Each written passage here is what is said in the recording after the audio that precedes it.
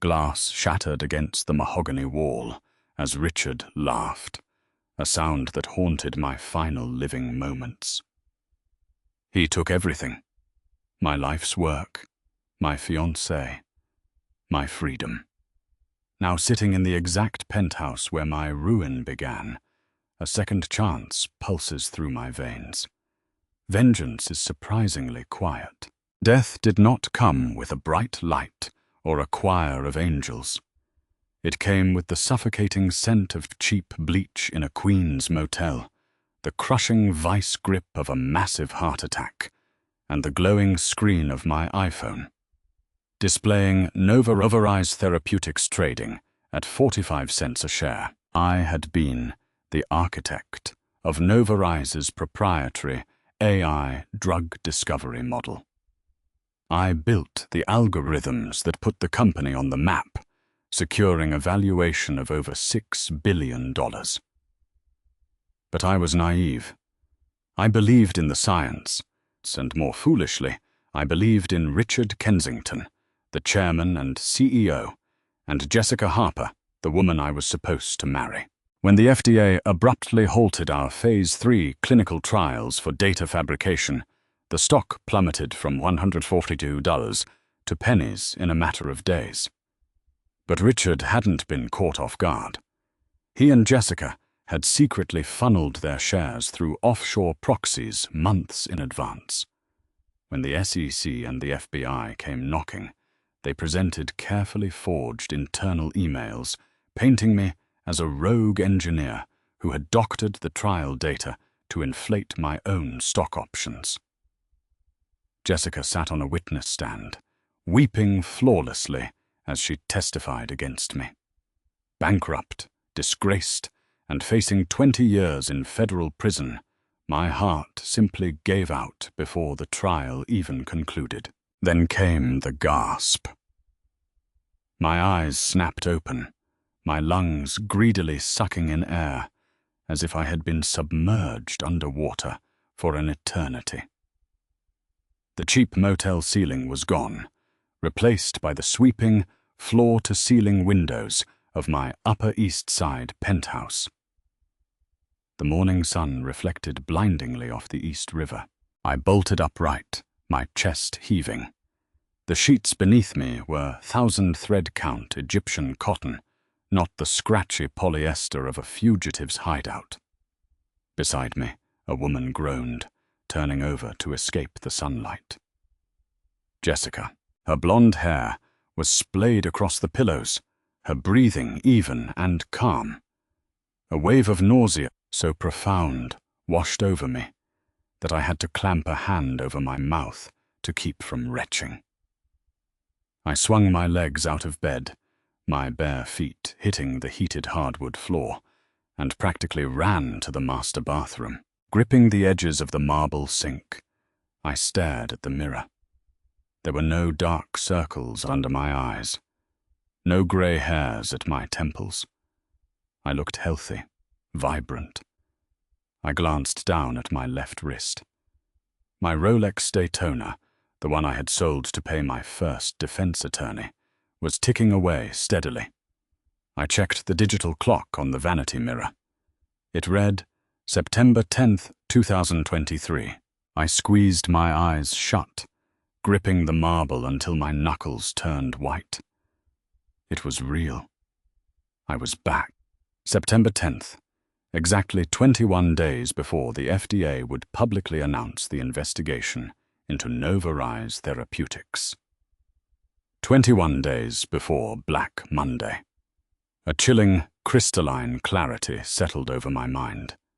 The panic dissolved, replaced by a cold, calculating resolve. In my past life, I was a victim of my own loyalty. In this life, I was the only man on Wall Street who knew the future.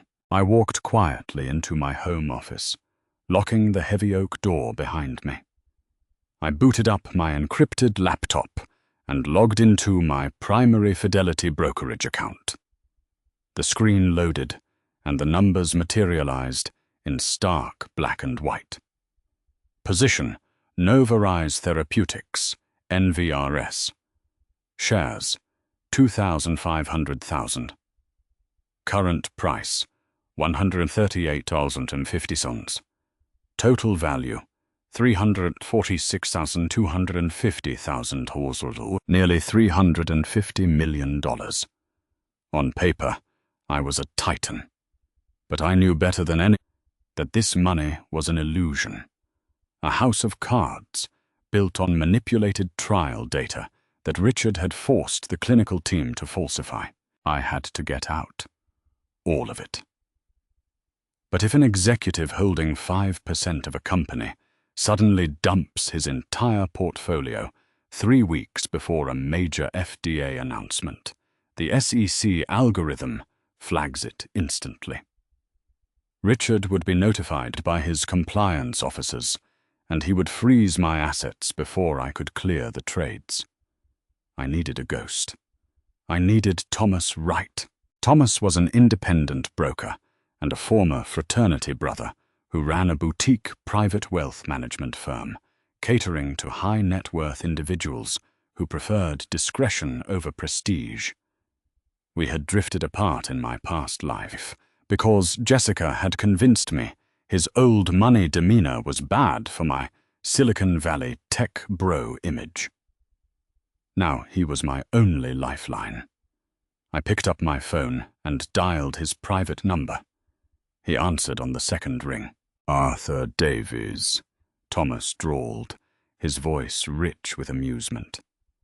"To what do I owe the pleasure?" "Did you finally realize Goldman Sachs is ripping you off on management fees?" "Thomas, we need to meet. Today, face to face." My tone must have conveyed the gravity of the situation, because his amusement vanished instantly. "Where?" "Smith and Walensky, back room, 1 hour." "I'll be there." I hung up. I quickly copied every unedited raw data log from the Novarise internal servers onto a military-grade encrypted thumb drive.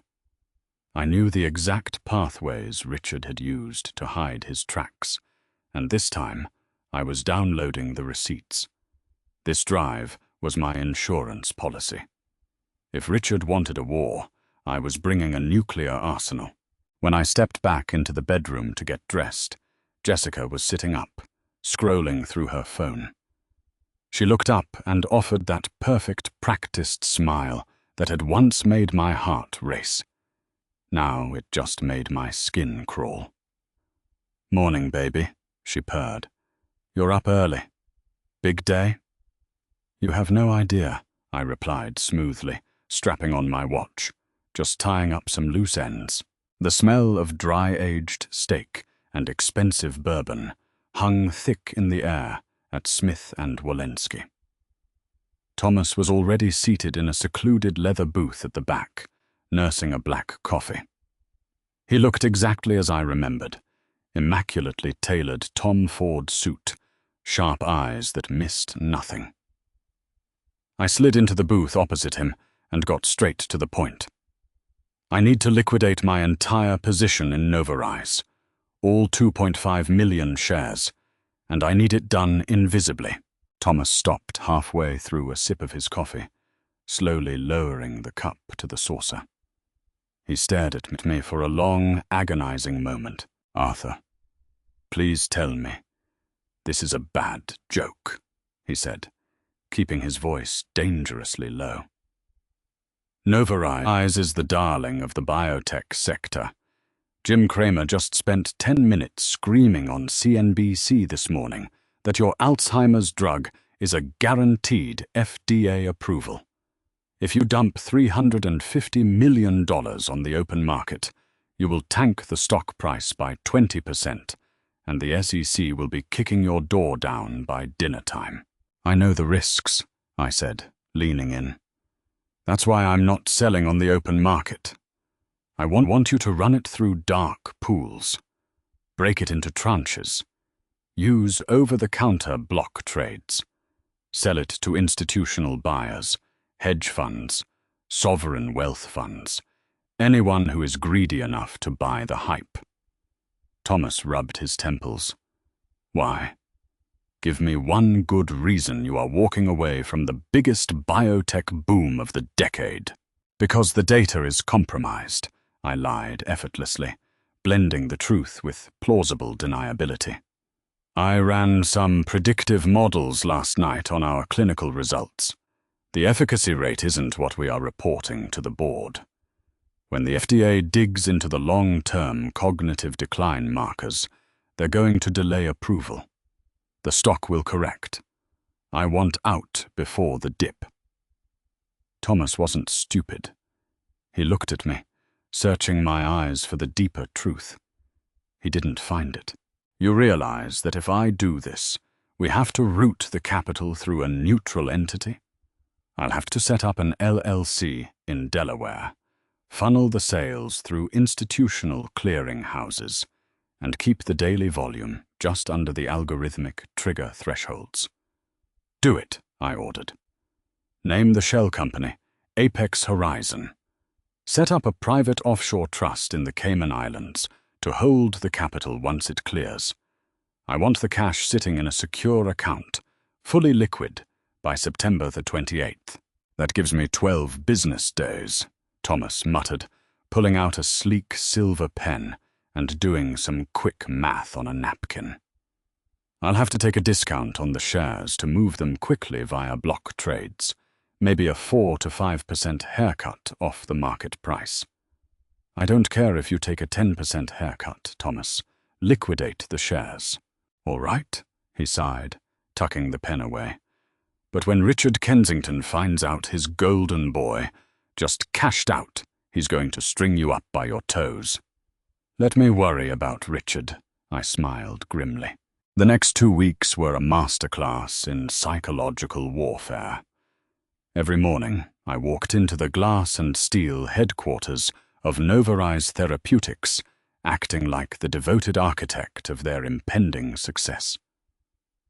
I sat through board meetings, nodding along as Richard spun grandiose tales of global expansion and pharmaceutical dominance. Richard was a man who reeked of expensive cologne and predatory arrogance. During a strategy meeting on September 15th, he clapped me on the shoulder in front of the entire executive team. This man right here, Richard boomed, gesturing to me, is going to be on the cover of Forbes by Christmas. His AI model is going to cure the incurable. The room erupted into applause. Jessica, sitting across the mahogany table, blew me a covert kiss. I smiled back, playing the humble genius. Meanwhile, my phone vibrated in my pocket. A text from Thomas. First tranche cleared. 400,000 shares sold to Vanguard's biotech fund. Cash secured. As the days ticked down, the tension coiled in my gut like a spring. To maintain the illusion, I intentionally started arguments with the marketing department about their over-promising ad campaigns, acting exactly like an overprotective engineer deeply invested in his product. I worked late, letting Jessica think I was tweaking algorithms while I was actually systematically wiping my personal data from the company's servers and establishing backdoors that would sever my legal liability from Richard's impending fraud. On September 22nd, a minor hiccup almost blew the operation. Novarise's chief financial officer, Peter Gallagher, cornered me near the espresso machine. Arthur, weird anomaly crossed my desk, Peter said casually, though his eyes were sharp. Noticed some heavy institutional buying off exchange. Seems like some major block trades are moving. You wouldn't happen to know if any of the early angel investors are securing profits, would you? My heart skipped a beat, but my face remained a mask of bored indifference. No idea, Peter. Honestly, I don't track the dark pools. Probably just 0.72 or Renaissance doing some algorithmic rebalancing before the core reports. You know how those quants are. Peter chuckled, satisfied with the technical jargon. Yeah, probably. Anyway, see you at the victory party next week. Wouldn't miss it, I replied. By September 26th, the stock had rallied to a staggering 104 photos a share on the back of a perfectly timed, anonymously leaked rumor to Bloomberg about the FDA fast-tracking the approval.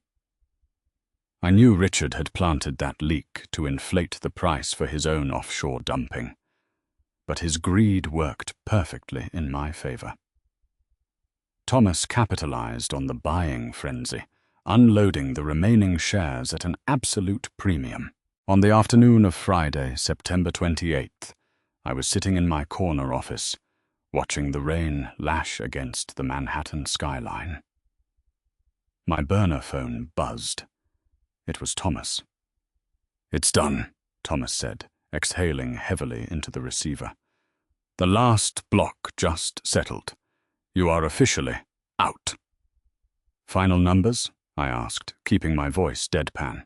"After the discounts, clearing fees, and my commission, you are sitting on $338,400,000. It is fully liquid, untraceable to your Novarise employee profile, and currently resting comfortably in the Apex Horizon Cayman Trust. Good work, Thomas. Take a vacation. Things in New York are about to get ugly." I hung up, snapped the burner phone in half, and dropped it into my briefcase. I looked around my lavish corner office. The plaques, the awards, the framed photos of Jessica and me. I left all of it. I walked out of the building with nothing but my laptop and the encrypted thumb drive in my pocket. The trap was completely set. The FDA announcement was scheduled for Monday morning at 8:20 a.m. Richard thought he was leading a lamb to the slaughter. He had no idea he was already standing in the abattoir. Monday, October the 1st, 7:30 a.m. The morning air in the penthouse was thick with the aroma of freshly ground espresso.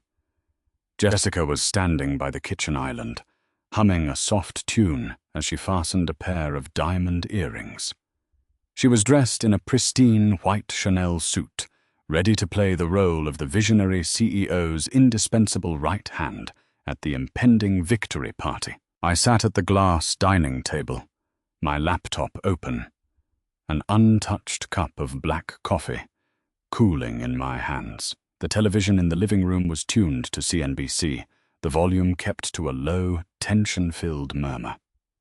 "You're very quiet this morning, Arthur," Jessica noted, tossing a perfectly manicured hand through her blonde hair. "Nervous about the big day?" "Just anticipating the market's reaction," I replied, my voice steady, betraying none of the adrenaline coursing through my veins. "Oh, please. Richard said the stock will break 160 by noon. We're going to be legends." She walked over, leaning down to kiss my cheek. I barely suppressed a flinch. "I'll see you at the office. Don't be late." As the elevator doors closed behind her, I let out a long, slow breath. I looked at the digital clock on the bottom right of my screen. 7:58 a.m. I leaned forward, maximizing the trading terminal window. 7:59 a.m. The anchors on CNBC were cheerfully discussing the tech sector's pre-market gains. 8:00 a.m. Suddenly, the screen flashed red. The cheerful banter evaporated, replaced by the sharp, urgent tone of the breaking news alert. "We have breaking news coming out of the FDA regarding Novarise Therapeutics," the anchor announced, pressing an earpiece deeper into his ear. "The agency has just issued an emergency halt on all Phase 3 clinical trials for Novarise's flagship Alzheimer's compound." Reading from the press release here, the FDA cites severe data anomalies, critical safety hazards, and credible evidence of systemic data fabrication. I watched the ticker at the bottom of the screen. NVRS, 145 tons resource, NVRs, 82.52. Halted for volatility. It had taken less than 10 seconds for billions of dollars in market cap to simply vaporize. My burner phone, a new one Thomas had provided over the weekend, rang. It was Thomas. "Are you watching this?" he asked, his voice a mixture of awe and absolute terror. "I'm watching," I said. "Arthur, the sell orders hitting the lit exchanges right now are biblical. The stock just unhalted and dropped to $40. It's in free fall. If we had waited even one more hour to sell, but we didn't," I interrupted calmly. "What's the status of Apex Horizon?" "Untouchable. The funds are walled off in the Cayman Trust. But listen to me, Arthur. The SEC isn't going to just issue a fine for this. The DOJ is going to get involved. This is criminal fraud." "I know," I said, a cold smile touching my lips. "Enjoy your vacation, Thomas." I hung up. Moments later, my personal cell phone began to vibrate violently across the glass table. The caller ID flashed. "Richard, urgent."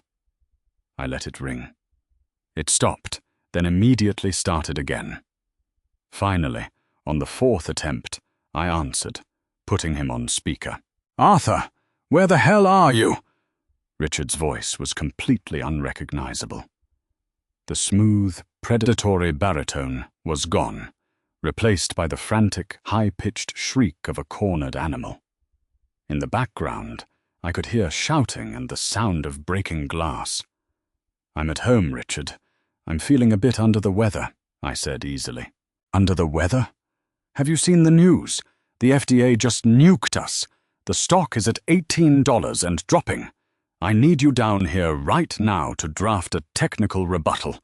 We need to spin this as an algorithmic error in the modeling software." He was trying to lay the groundwork for his defense, trying to pin the error on my software, just like last time. "I don't think a technical rebuttal is going to cut it this time, Richard," I said smoothly. There was a sudden, chilling pause on the line. "What did you do?" Richard whispered, his paranoia finally piercing through his panic. "I didn't do anything, Richard. But since we're on the subject of the market, I heard the strangest rumor. I heard a massive offshore shell company, Crestview Holdings, wasn't it? Tried to dump 4 million shares of Novarise last Thursday." A sharp intake of breath hissed through the speaker. "The problem with dark pools and institutional buyers, Richard," I continued, my tone conversational, "is that liquidity is finite. When a buyer fills their risk allocation for a specific biotech asset, they close their books. From what I understand, Crestview's block trades failed to execute because the institutional buyers had already gorged themselves on a different, anonymous block of shares earlier in the week.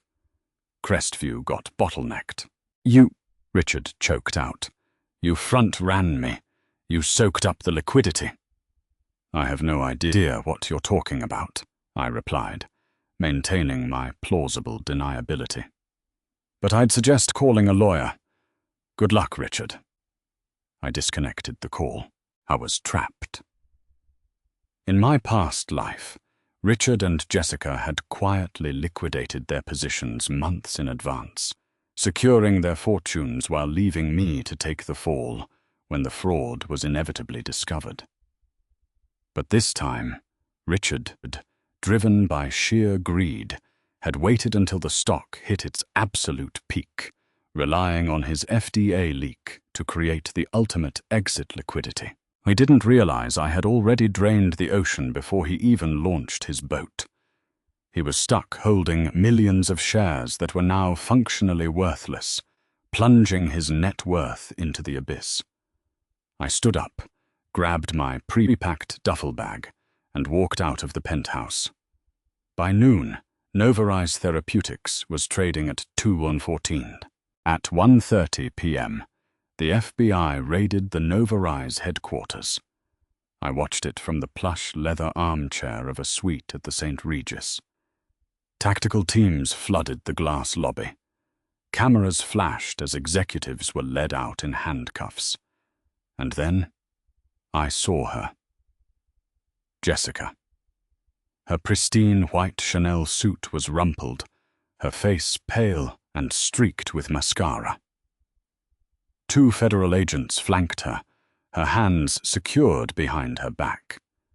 She looked terrified, searching the crowd of reporters as if hoping someone would save her. I turned off the television. The first phase of my revenge was complete. Now it was time for the execution. 3 weeks passed. The fallout was apocalyptic. Nova Rise Therapeutics filed for Chapter 11 bankruptcy. The media dubbed it the biotech Enron. Richard was out on a grueling $20 million bond, secured only by the equity of his remaining physical properties. He was facing a 50-count federal indictment ranging from wire fraud to insider trading. Jessica, also indicted as a co-conspirator, was out on a lesser bail, staying at a cheap motel in New Jersey, ironically similar to the one where I had died in my previous life. I had cooperated fully with the DOJ. Using the encrypted thumb drive, I handed the feds the raw data logs, Richard's internal communications directing the fraud, and the digital footprints linking him to Crestview Holdings.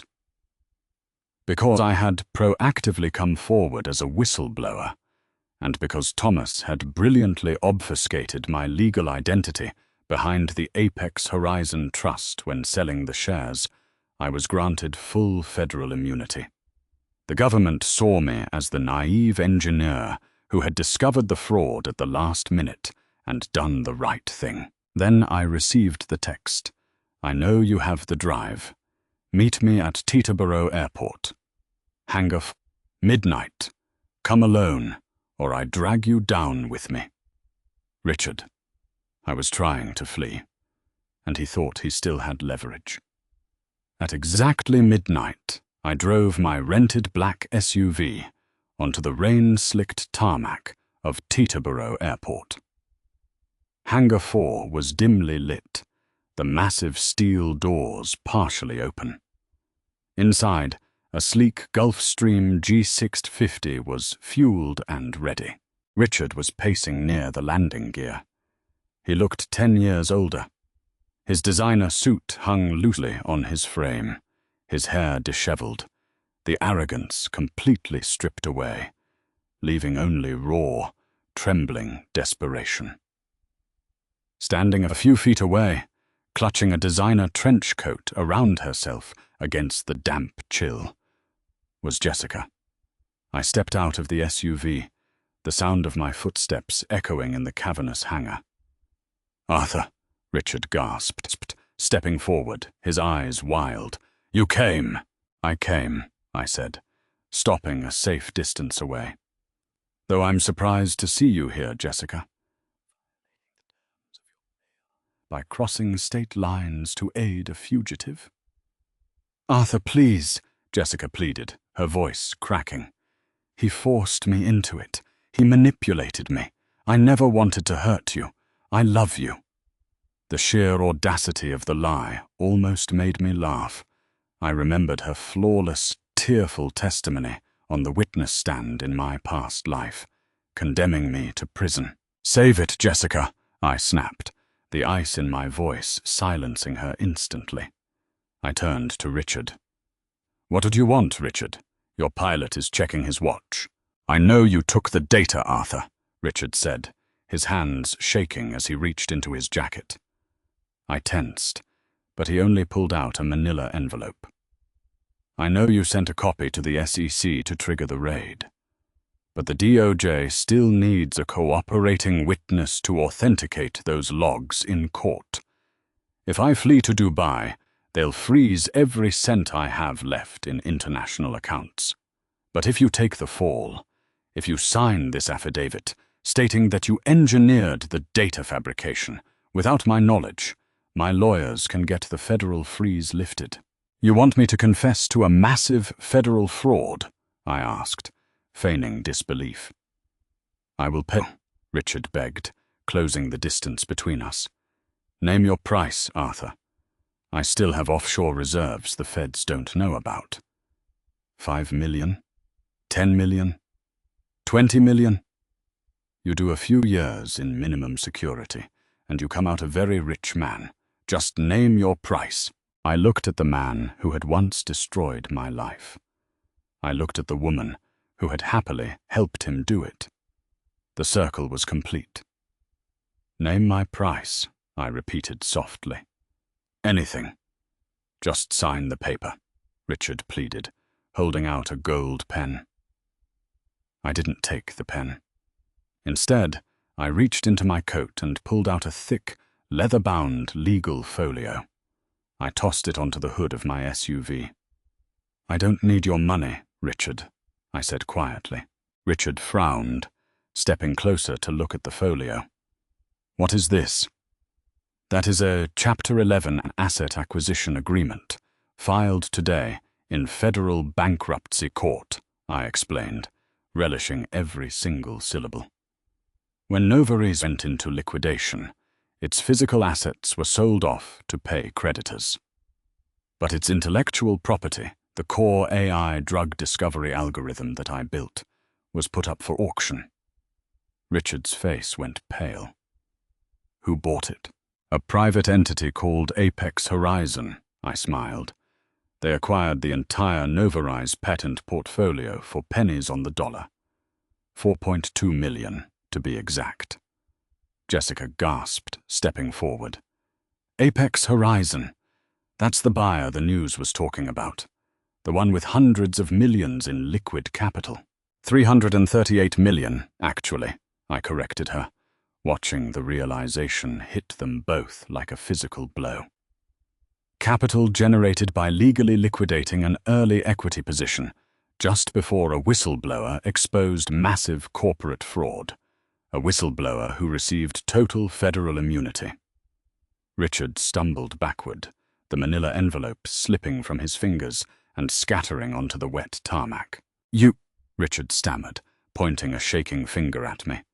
You sold everything before the crash. You took my exit liquidity. You tipped off the FDA. You bought back your own tech for nothing. And you kept the cash. It's called market efficiency, Richard, I said coldly. And as for your flight to Dubai, I wouldn't count on making takeoff. Right on cue, the wail of sirens shattered the quiet of the night. At the far end of the tarmac, half a dozen black SUVs with flashing red and blue lights tore through the security gates, hurtling toward Hangar 4. No! Richard screamed, panic overtaking him. He turned and bolted for the stairs of the Gulf Stream. Richard, wait! Jessica shrieked, running after him. The pilot, seeing the incoming federal convoy, immediately pulled the retractable stairs up, slamming the cabin door shut. Richard crashed against the metal, pounding his fists against the hull as the jet engines began to spool up for a desperate solo taxi. The FBI SUVs skidded to a halt in a semicircle, doors flying open. Armed agents swarmed the hangar. FBI, get on the ground. Hands where we can see them. Jessica collapsed to her knees on the wet pavement, sobbing uncontrollably as an agent yanked her hands behind her back. Richard stood frozen by the jet, the flashing lights reflecting in his terrified eyes. Two agents tackled him to the ground, slamming his face into the unforgiving tarmac. I stood by my SUV, my hands calmly tucked into my pockets, watching the destruction of the people who had once destroyed me. An FBI special agent in charge walked over to me, nodding respectfully. Mr. Davies, thank you for the tip regarding the flight plan. Your cooperation is, as always, appreciated. Just doing my civic duty, Agent, I replied evenly. I got into my SUV, put it in drive, and rolled out of the hangar. In the rearview mirror, I watched Richard and Jessica being shoved into the back of a federal vehicle, their lives utterly and irrevocably ruined. I merged onto the highway, heading back to Manhattan. The city lights glittered in the distance, a sprawling empire of glass and steel. I had my freedom, I had my life's work back, and I had $300 million sitting in the bank. My first life ended in tragedy. My second was just beginning. Did Arthur's cold-blooded, calculated revenge satisfy your craving for absolute justice? Sometimes the best way to destroy your enemies isn't with fire, but with their own greed. If you loved this thrilling tale of corporate betrayal, massive wealth, and brilliant tactical payback, make sure to smash that like button. Share this story with anyone who loves a flawless revenge plot, and don't forget to subscribe to the channel for more epic, real-life drama and Reborn stories. See you next time.